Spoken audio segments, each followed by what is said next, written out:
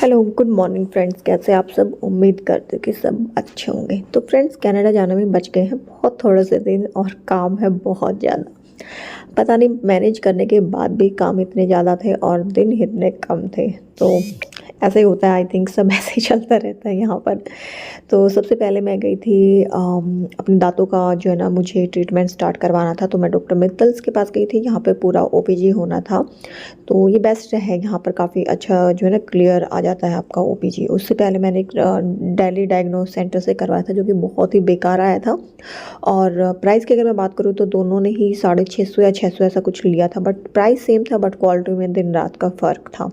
तो वहाँ से मैंने अपना जो है ना डायग्नोस करवा के और फिर ट्रीटमेंट के लिए मैं गई थी डॉक्टर के पास, डेंटिस्ट के पास। बट उन्होंने फिर कल आने के लिए बोला है। तो मैंने सोचा चलो आज अपना जो बाकी का काम है ना वो स्टार्ट करवा देती हूँ। तो मुझे करवानी थी स्मूथनिंग, और स्मूथनिंग मुझे करवानी थी एक्चुअली G3S से। वहाँ पर जो सैलून है ना वो काफ़ी अच्छा है, और वहाँ पे जो सर करते हैं ना वो थे नहीं, और बाकी सब बिजी थे। तो मैं आ गई थी प्रशांत विहार। वहाँ आकर के मैंने जो है ना अपना इनको बोला कि मुझे स्मूथनिंग करवानी है। तो क्योंकि मुझे लगता है ना स्मूथनिंग के बाद मेरे जो बाल हैं ना वो टूटते नहीं, और फिलहाल बाल बहुत ज़्यादा टूट रहे थे। और कनाडा जाने के बाद तो वहाँ पे हार्ड वाटर है, वहाँ पे वैसे बोलते हैं कि बाल बहुत ज़्यादा झड़ते हैं। तो मैं सोचा चलो करवा ही लूँ। और दूसरा वहाँ पे बाकी ये सब चीज़ें ना, जो आपका डेंटिस्ट है, आपके हेयर वगैरह है, नेल्स है, जो भी मतलब करवाना था जो सैलून से रिलेटेड या फिर आपका हेल्थ से रिलेटेड कोई ट्रीटमेंट है, वो काफ़ी कॉस्टली रहता है। तो उसको अपना इंडिया से ही कंप्लीट करवा के जाओ। तो ये वाले काम बहुत इंपॉर्टेंट है। तो यहाँ पे जो भी मतलब स्मूथनिंग का प्रोसेस होता है वो सब किया था। पहले बाल धोए थे, फिर बिल्कुल ड्राई किया, क्रीम लगाई, और वेट करते करते मैं सोच रही थी कि पैरों का भी कुछ करवा ही लूँ, पेडिक्योर करवा लूँ। वैसे मैं कभी नहीं करवाती हूँ क्योंकि मुझसे हो करवाया ही नहीं जाता, बट मैं सोचा चलो करवाती हूँ। तो वेट करते करते बहुत सारी चीज़ें दिमाग में आती है ना कि ये भी करवा लेते हैं, चलो ये भी करवा लेते हैं। तो उसके बाद इन्होंने क्रीम लगा के आई थिंक थोड़ा बहुत देर छोड़ा होगा, मुझे पूरा प्रोसेस अभी याद नहीं है। और उसके बाद फिर से हेड वॉश किया, फिर बालों को सुखाया, और मैं हो गई थी बहुत ज़्यादा लेट। प्रेसिंग वगैरह भी की थी। तो ये था रिज़ल्ट। और आफ्टर 1 डे छोड़ के शायद आना होता है ना, हाँ 1 दिन छोड़ के या 2 दिन छोड़ के मतलब हेड वॉश के लिए आना होता है। तो उसके बाद मैं गई थी सीधा अपने वोफल्स लेने के लिए, क्योंकि भूख लगी हुई थी। तो यहीं पे हम लोगों ने, मैंने पिछली वीडियोस में शेयर भी किया था, इनसे वोफल्स खाए थे। तो आज फिर मैं सोचा चलो ये लेके ही चलती हूँ, बच्चों को पसंद आएंगे। और मुझे भी भूख लगी थी, तो मैं तो अपना गाड़ी में ही कैब बुक की थी, गाड़ी में ही बैठ के खाने लग गई थी।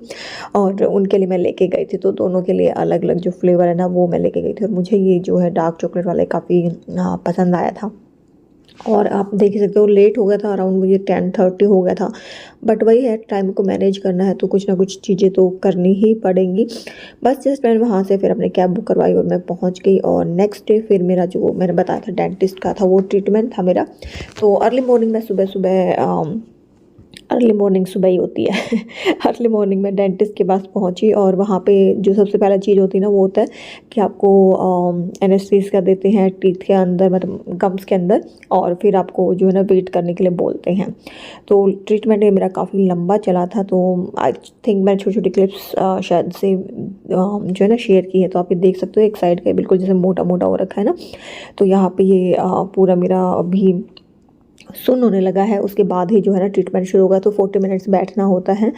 और वो ट्रीटमेंट करवाने के बाद मैं अराउंड 2:30 के अराउंड घर पर आई थी। और मुझे जाना था एक्चुअली वाराणसी, गंगा नहाने के लिए, बट नॉट वाराणसी, हाँ वाराणसी। तो वहाँ जाना था, बट मैं तो गई नहीं। फिर विनोद और परी गए थे, मैं और नीरव नहीं गए क्योंकि नीरव का भी मैच था। तो परी के दादा दादी, विनोद और उसके फूफा जी और परी, वो लोग गए थे वहाँ पर गंगा स्नान के लिए। तो हमारी जो टिकट्स हैं मेरी और नीरव की, वो दोनों की कैंसिल हो गई थी। तो बस मैं उन लोगों को बाय कर रही हूँ, क्योंकि डॉक्टर ने बोला था कि किसी भी भीड़ भाड़ वाली जगह पर आपको नहीं जाना है। क्योंकि अगर फ्लू हो गया, कोई भी प्रॉब्लम अगर आपको हो जाती है ना, डेंटिस्ट का जब भी जो ट्रीटमेंट चलता है आपका, तो फिर वो चीज़ें वहीं पे रुक जाती है, उसको हम आगे नहीं बढ़ा सकते। और मेरे पास तो बहुत ही टाइट स्केड्यूल था। शायद 8 तारीख को मैंने शुरू करवाया था, और 22 तक तो मुझे करना ही था, क्योंकि 23 को मेरी फ़्लाइट थी कनाडा के लिए। तो उससे पहले मुझे सारा ट्रीटमेंट अपना कंप्लीट करवाना था। तो मैं कोई जो है ना रिस्क नहीं ले सकती थी।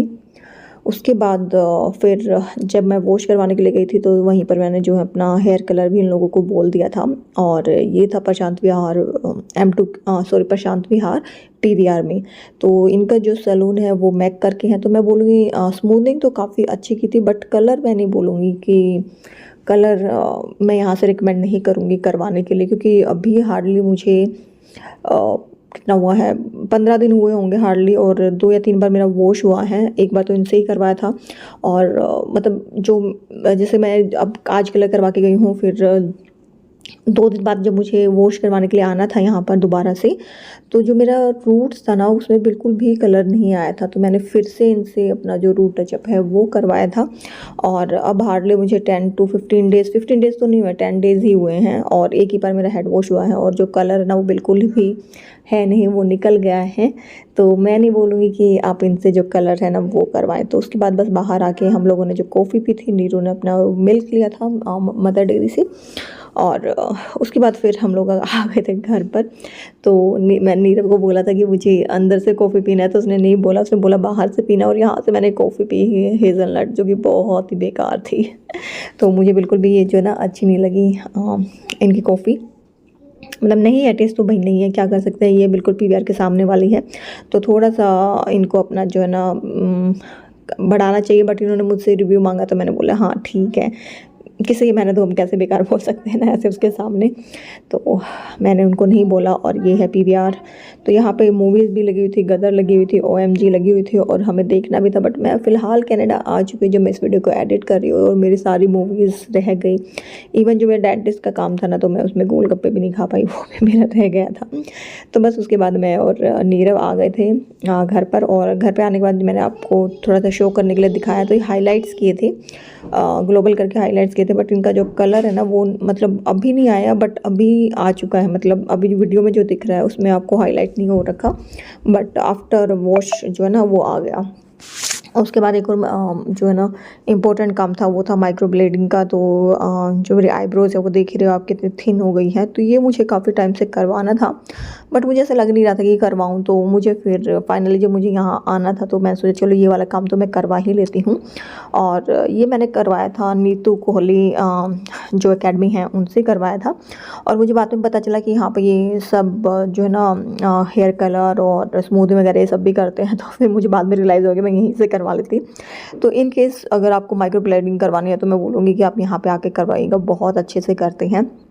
और अब तो मैं यहाँ पर भी आ चुकी हूँ, तो काफ़ी अच्छा जो है ना रिज़ल्ट है वो है। तो मैं दिखाऊंगी आने वाली वीडियोस में कि कैसा है। तो बहुत ही अच्छा है। और हल्का फुल्का जो है ना पेन होता है, ऐसा कुछ मतलब इतना ज़्यादा पेनफुल नहीं होता है, क्योंकि यहाँ पे ऐसे मार्किंग की जाती है आपकी आईब्रोज़ के हिसाब से। आपसे पूछा जाता है कि भाई आपको किस तरह की जो है ना जो चाहिए है ये आपको अपनी आईब्रोज़। तो मैंने तो उनके ऊपर छोड़ दिया था कि भाई आप देख लीजिए मेरे फेस के अकॉर्डिंग, और मुझे बस नेचुरल लगनी चाहिए ऐसा हो। तो उन्होंने फिर ऐसे मार्किंग की थी और उस हिसाब से उन्होंने शेप बनाई थी, और काफ़ी अच्छी लगी। तो उसके बाद ये सब मार्किंग वगैरह करने के बाद सब कुछ देख के पहले आपके एक्स्ट्रा बाल निकाले जाते हैं, फिर मार्किंग की जाती है, और उसके बाद ये क्रीम लगाई जाती है, जिससे कि आपका जो एरिया है ना वो पूरा सुन हो जाता है। तो आपको पेन नहीं होता, हल्का हल्का रहता है, बट वो इतना पेनफुल नहीं होता कि मतलब कुछ ऐसा हो या ब्लीडिंग वगैरह ऐसा कुछ नहीं होता। तो ये सब इस तरह से जो है ना ये पूरा प्रोसेस वो है चलता है। और क्रीम लगाने के बाद फिर इसको रैप कर दिया जाता है, और आई थिंक अराउंड 20 मिनट्स के लिए छोड़ दिया जाता है। उसके बाद फिर जो अगला स्टेप है वो शुरू होता है। बट जब 20 मिनट्स का टाइम था तो मैंने सोचा अपने जो नेल्स है ना वो करवा लेती हूँ। काफ़ी टाइम से मैं सोच रही थी ये वाला भी नेल्स करवाने का भी, बट मुझे जो ऊपर से अलग से नेल्स लगाए जाते हैं ना वो मुझे पसंद नहीं है। तो जो मेरे खुद के नेल्स थे वो थोड़े से ठीक ठाक हो गए थे, तो मैंने बोला कि इन्हीं पे जो अपना आपको जो आर्ट है ना वो कर दो। तो डिज़ाइन मैंने पिक किया हुआ था, तो ये भी बहुत ही अच्छे से उन्होंने किया था मेरे ही नेल्स पे। बट मुझे थोड़ा सा इसमें लगता है, सब करवाते हैं बट मुझे थोड़ा सा लगता है जैसे नेल्स है ना थोड़े से ड्राई हो जाते हैं, मतलब उनको घिसा जाता है। तो ये मेरी मतलब पर्सनल थिंकिंग है ना। तो चाहे आप अपनों पे करवाओ या फिर आप आर्टिफिशियल लगवाया, सिर्फ आर्टिफिशियल लगवाने से मुझे उससे लगता है ना काम नहीं होता। बट मैं जैसे अपने नेल्स पे करवाया तो कोई भी दिक्कत नहीं है, मैं आराम से जो है ना अपना काम कर रही हूँ। और नेल्स को फिर सिक्योर किया जाता है करके, और काफ़ी मतलब कई सारे जो स्टेप्स हैं ना वो होते हैं। तो जब तक मेरे पास 20 मिनट्स का टाइम था तो मैंने सोचा चलो इसको यूटिलाइज़ करते हैं, तो सारे काम अच्छे से हो जाएंगे और बहुत ही अच्छे से जो डिज़ाइन है ना वो बनाया।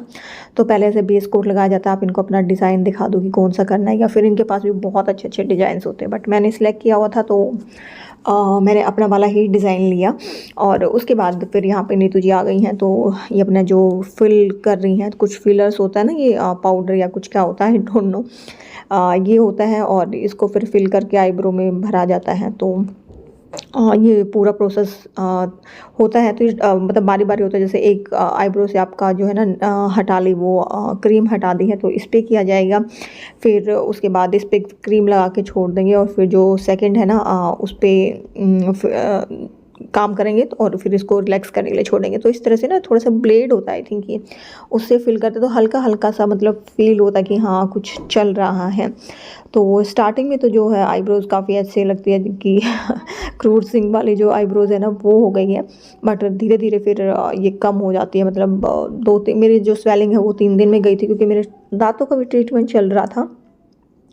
और ये देखो यहाँ पर ये हो गई है। इसके बाद यहाँ पे ना एक क्रीम लगा दी जाती है लास्ट में सब होने के बाद में, और ये ड्राई नहीं होने देती इसको। तो ये भी नीतू जी साथ में ही दे देती है, आपको अलग से बाय करने की रिक्वायरमेंट नहीं होती है।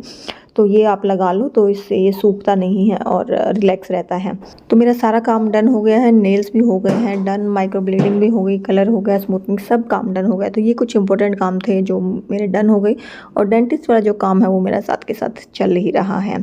तो इसकी पूरी मैंने ना एक रील बनाई है, आप इंस्टाग्राम पे मुझे फॉलो कर सकते हैं, इंस्टाग्राम ID हिंडम लोग मनीषा, वहाँ पे जाकर आप रील्स देख सकते हैं। तो मुझे काफ़ी अच्छा लगा ये। और इसके बाद कनाडा जाने से पहले मैंने इसको चेंज भी करवा लिया था, वो आने वाले वीडियोज़ में आपको मिलेगा। तो चलो नेक्स्ट वीडियो में मिलूंगी, तब तक के लिए बाय बाय।